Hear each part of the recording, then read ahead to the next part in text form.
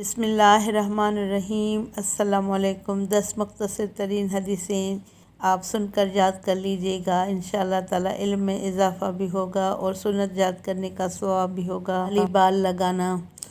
حضرت ابن عمر رضی اللہ تعالیٰ عنہ سے روایت ہے کہ رسول اللہ صلی اللہ علیہ وسلم نے جعلی بال لگانے والی عورت پر لعنت فرمائی ہے۔ ایک اور حدیث ہے، رسول اللہ صلی اللہ علیہ وسلم نے ارشاد فرمایا، جو عورت حالت حمل میں ہو اور مر جائے تو وہ شہید ہے، دوران حمل مرنے والی شہید ہے۔ یہ حدیث مبارکہ ہے۔ حضرت عبداللہ بن عمر رضی اللہ تعالیٰ عنہ روایت کرتے ہیں کہ رسول اللہ صلی اللہ علیہ وسلم نے فرمایا، موت کے وقت حلق سے خڑخڑاہٹ کی آواز آخری ہچکی آنے تک اللہ تعالیٰ بندے کی توبہ قبول کرتا رہتا ہے۔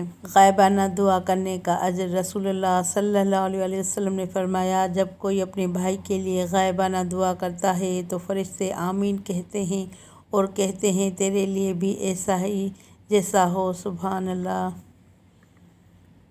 جمعے کے دن غسل کا اہتمام کیجیے۔ رسول اللہ صلی اللہ علیہ وسلم نے فرمایا، تم میں سے جب کوئی شخص جمعے کی نماز کے لیے آنا چاہے تو اسے غسل کر لینا چاہیے۔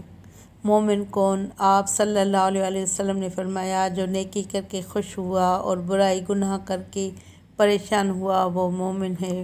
رسول اللہ صلی اللہ علیہ وسلم نے فرمایا، کوڑے کھایا ہوا زناکار اپنی جیسی عورت ہی سے شادی کرے گا۔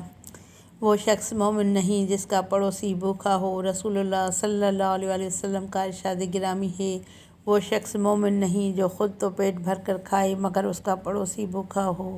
منہ پر تماچا مارنے کی ممانعت۔ قال رسول اللہ صلی اللہ علیہ وسلم، رسول اللہ صلی اللہ علیہ وسلم نے فرمایا، جب کوئی تم میں سے اپنے بھائی سے لڑے تو منہ پر تماچا نہ مارے۔